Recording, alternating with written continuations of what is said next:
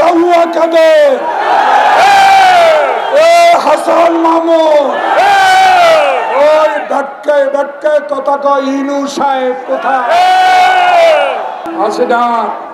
তুমি যদি দিল্লিতে থাকো থাকো, আয়নাগরের চেয়ারে একদিন না একদিন তোমাকে বসাবো। কেউ বলে একটা গান আছে, গানটা বলবো? শেখ হাসিনা তার কথার উত্তরে বলেছিল, আমি যদি ক্ষমতা ছেড়ে দিই আমার একটা কর্মীও বাঁচবে না। ওবায়দুল কাদের বলেছে আমি পালাই না। শামীম ওসমান বলেছে আসন খেলা করি।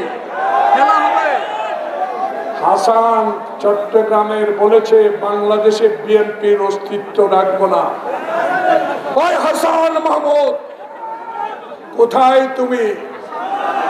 দেখে যাও কুমিল্লা এই বিএনপি অফিসের সামনে লক্ষ লক্ষ লোক সমাবেত হয়েছে একটি কারণে, যে কারণটি হলো বাংলাদেশে তোমার নেত্রী শেখ হাসিনা পালিয়েছে।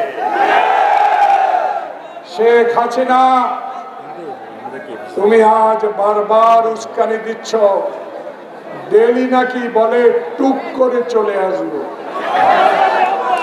উনি নাকি টুক করে চলে আসবো। শেখ হাসিনা বলেছিল তুমি যারা আমার ওই ব্রিজের উপর দিয়া চলবে টুস করে ফেলে দেব, বলেছিলেন না? পদ্মা ব্রিজের উপরে যে উঠবে টুস করে ফেলে দিবা বলেছিল না?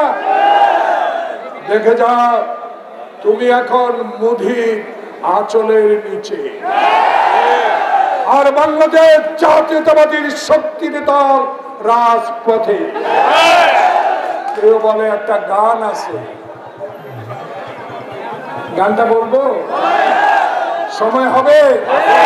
কারণ আমার বামে দাঁড়িয়ে আছে যারা আগামীতে কুমিল্লার নেতৃত্ব দেবে, তারেক রহমানের সরকারের নেতৃত্ব দেবে, সেই মহান পুরুষেরা আমার বাম দিকে দাঁড়িয়ে আছে।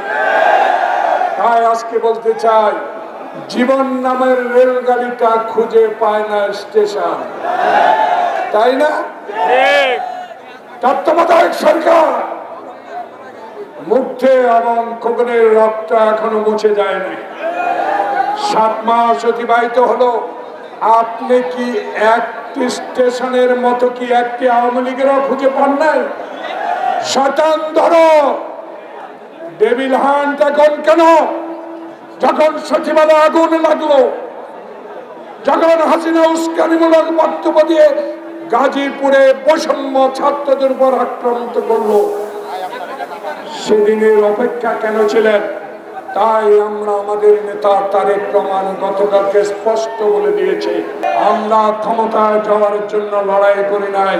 অনেক বন্ধুরা বলেন ক্ষমা করে দিব, অনেক বন্ধুদের উদ্দেশ্যে বলতে চাই, গাছে গাছে বন্ধুত্ব হয়, সেখানে বাগান বাড়ে। গাছের সাথে পরে গাছা বন্ধুত্ব করলে সেখানে কি হয়? পরিবেশ নষ্ট হয়। দয়া করে বাংলাদেশে এমন কোন উক্তি করবেন না যে উক্তিতে এই সরকার সময় বর্ধিত করে জনপ্রতিনিধি হাতে ক্ষমতা হস্তান্তরে বিলম্ব করে। আমি বুঝাতে পারছি? বুঝতে হবে তত্ত্বাবধায়ক সরকার। আমাদের নেতার দাবি একটা, আমরা চাই না দিনের ভোট রাতে হোক, আমরা চাই না 2014 সালের মতো 152 জন বিনা প্রতিদ্বন্দ্বিতা হোক, আমরা চাই না বাংলাদেশে ভাইয়ে ভাইয়ের ভোট আবার হোক। কারণ আমার নেতা বলেছে, হাসিনার কথার উত্তর দিয়ে দিয়েছে, বলেছে বিএনপির নেতা কর্মীরা 5 আগস্টের পর একটা আওয়ামী লীগের গায়ে হাত তুলবে না। তুলেছেন? তাই আমার নেতা তারেক রহমান বাংলাদেশে এখন 85% মানুষের সমর্থন আদায় করতে সক্ষম হয়েছে আপনাদের দোয়ায়, আপনাদের দোয়ায়, আমার নেতাদের দোয়ায়। তাই আজকে ভাই ভাইয়ের রাজনীতি থেকে, আজকে স্লোগান থেকে দূরে থাকতে হবে। একটি কঠিন ইস্পাত শপথ নিতে হবে। ষড়যন্ত্র শুরু হয়েছে, এই ষড়যন্ত্রের বিরুদ্ধে লড়াই করতে হবে। যে লড়াইয়ে আপনারা 16 বছর মায়ের কাছে বাবার কাছে যেতে পারেন না। প্রিয় ভাইয়েরা আমার, কুমিল্লার ভাইয়েরা আমার, হতাশ হবেন না। আমার নেতা তারেক রহমান হতাশ নয়, আমার নেতা শহীদ জিয়া হতাশ ছিলেন না, আমার নেত্রী বেগম খালেদা জিয়া এই বয়সে হতাশ নয়। যাবার আগে বলেছে আপনারা দোয়া করবেন আমি ফেরত আসবো আমার ছেলেকে নিয়ে ইনশাআল্লাহ। বাংলাদেশে তারেক রহমান আসবে, কিন্তু তারেক রহমানের কথাগুলো স্পষ্ট। আমি হাসিনার 14, 18, 24-এর মতো নির্বাচনে বাংলাদেশের প্রধানমন্ত্রী হতে চাই না। আমি এমন মৃত ব্যক্তির ভোটে বাংলাদেশের প্রধানমন্ত্রী হতে চাই না।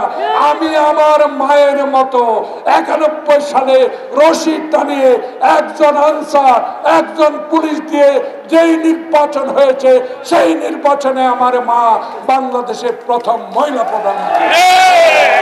আমিও এমন নির্বাচন চাই, সেই নির্বাচনে আমি বাংলাদেশের জনসমর্থন নিয়ে ইনশাআল্লাহ ক্ষমতায় যাব।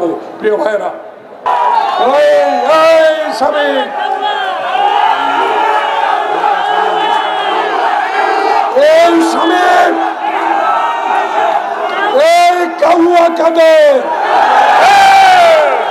হাসান মামুন, ওই ধাক্কায় ধাক্কায় কথা কয় ইনু সাহেব কোথায়, জেলখানা কোথায়।